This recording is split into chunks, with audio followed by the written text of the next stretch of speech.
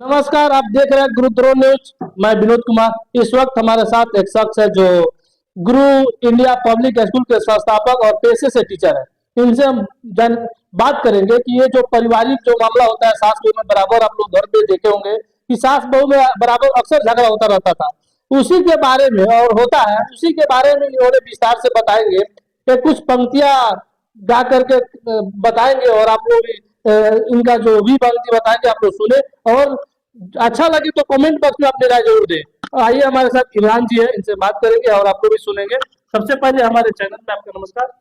नमस्कार आप सभी को। और मैं अपने तरफ से आपके चैनल को धन्यवाद देता हूं और आपको भी धन्यवाद देता हूं और आपके ऑडियंस को भी धन्यवाद देता हूं कि आप लोगों ने मुझे ये मौका दिया ताकि मैं अपनी बात जो है इस चैनल पे रख पाऊं।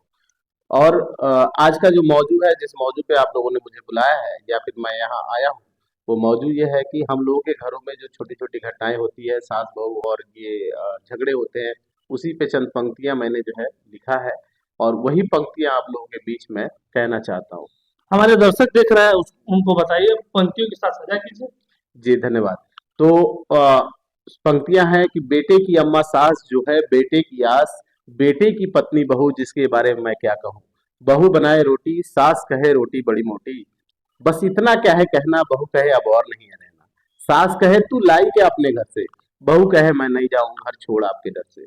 सास को गुस्सा आया, बहू ने भी आगे हाथ बढ़ाया। बेटा जब काम से आया देख ये सब बड़ा घबराया। अम्मा कहे इसको तू भगा दे, छोड़ इसे घर में दूजी बहू ला दे। पत्नी कहे मेरे बाप ने दिए हैं तुझे पैसे, तू क्या छोड़ पाएगा मुझे ऐसे। अब आगे क्या है कहना, बेटा तो माँ के आंखों का तारा, पत्नी का गहना पत्नी का गहना। धन्यवाद। अच्छा, इसका जो कविता आपने कहा इसके विस्तार से आप बताइए हमारे दर्शकों को। जी, ये जो कविता मैंने लिखा है, ये अगर सच बात बताएं तो ये घटना जो है मतलब आंखों देखा हाल है, तो इसको मैंने पंक्तिबद्ध किया है। और इस कविता में जो जिन पंक्तियों को मैंने रखा है, जिन शब्दों को मैंने रखा है, ये शब्द बताते हैं कि हमारे घरों में छोटी-छोटी घटनाएं कैसे होती रहती हैं। हालांकि ये घटनाएं नहीं होगी और ये ना होने के पीछे उसका रीजन यही है कि अगर हम अपने बहू को यानी एक बेटी को, बहू को अगर बेटी समझ लें तो ये सब मामले नहीं होंगे। जिस तरह से हम अपनी बेटी को किसी और के घर भेजते हैं बहू बनाकर और सोचते हैं कि वो उन्हें बेटी माने, और हम भी अगर ये चीज कहें और ये चीज सोचे तो शायद इस तरह की घटनाएं नहीं होंगी। और इन्हीं मतलब एक व्यंग के माध्यम से मैंने इस कविता को जो है कविता को लिखा है और इस कविता को प्रेषित किया है। अक्सर क्यों सास बहू में इस तरह का लफड़ा बराबर सुनता है, क्यों होता है? जी, ये बहुत अच्छा सवाल आपने किया है। अक्सर सास-बहू में ऐसा क्यों होता है? देखिए होता क्या है कि एक माँ अपने बच्चे को जन्म देती है और वो 9 महीना उसको अपने गर्भ में रखती है, गर्भ में रख के पालती है। तो एक माँ का अटैचमेंट अपने बेटे के साथ रहता है और जब वही बेटा शादी हो जाता है, तो एक माँ के मन में ये भावना पैदा होती है कि शायद मेरा बेटा मुझसे दूर हो गया। हालाँकि ऐसा कुछ नहीं है। वो माँ भी कहीं न कहीं किसी न किसी की बेटी थी, तो उनकी भी माँ थी। तो ये छोटी-छोटी झाँकी एक ह्यूमन साइकोलॉजी कह सकते हैं कि जिस साइकोलॉजी के तहत हम लोग जो है आपस में मतलब ये छोटी-छोटी घटनाओं के लिए लड़ते रहते हैं। ऐसा होता है, उसमें और भी बातें हैं।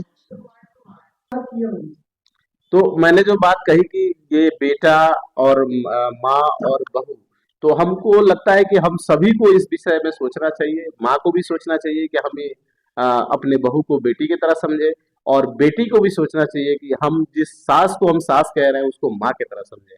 तो इस तरह का किसी तरह का कोई मामला नहीं होगा, क्योंकि ये दो पार्टों के बीच में बेटा जो है एक गेहूं की तरह पिसता है, जो बहुत ही गलत है। क्योंकि उसके पास एक साइकोलॉजिकल इफेक्ट होता है कि वो किसके पक्ष में बोले। माँ भी उसको प्यारी है और बहू भी उसको यानी पत्नी भी उसको प्यारी है। तो मैंने कहा था कि बेटा तो माँ के आंखों का तारा और पत्नी का गहना। तो पत्नी का श्रृंगार अगर कोई है तो पति है और माँ का अगर कोई प्यारा है तो वो बेटा है। तो दोनों के लिए प्यारा है और वो किसके पक्ष में बोले तो वो बेचारा निःशब्द हो जाता है। तो हम ये समाज को ये मैसेज देना चाहते हैं कि आप लोग इस तरह की जो है घटनाओं को कम करें और समाज को और बेहतर करें, और हमें और अपने बेटियों को सिखाएं कि हम किसी के घर जाएं तो हम उसे अपना घर समझें। और माओ को भी ये समझना चाहिए कि अगर कोई बेटी हमारे घर आ रही है तो हम उसको भी अपनी बेटी समझें। इसी के साथ मैं अपनी वाणी को विराम जैसे देना आप चाहूंगा। उसमें बोले कि अपने पंक्ति में कि जे बेटी बोल रही है कि जे पापा हमें पापा दिया है कुछ रुपए, उस पर आप क्या कहेंगे? जी, ये भी एक समाज जो हमारा समाज है उस समाज का एक बहुत ही कुरीति है जिसे हम लोग दहेज प्रथा कहते हैं। दाऊरी दाऊरी जो है ये बहुत गलत है।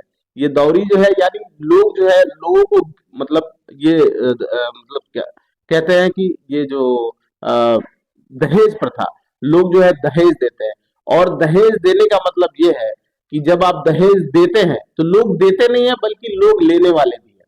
तो यहाँ एक पक्ष जिम्मेदार नहीं है बल्कि दोनों पक्ष जिम्मेदार है।